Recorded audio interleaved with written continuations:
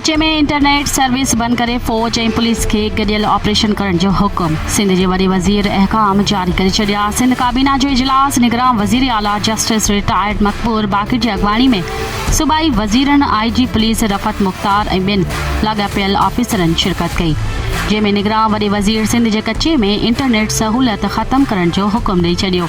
सिंध काबीना कच्चे में पुलिस ऐं रेंजर्स जो पाक फौज सां गॾु ऑपरेशन करण जो फ़ैसिलो करे वरितो।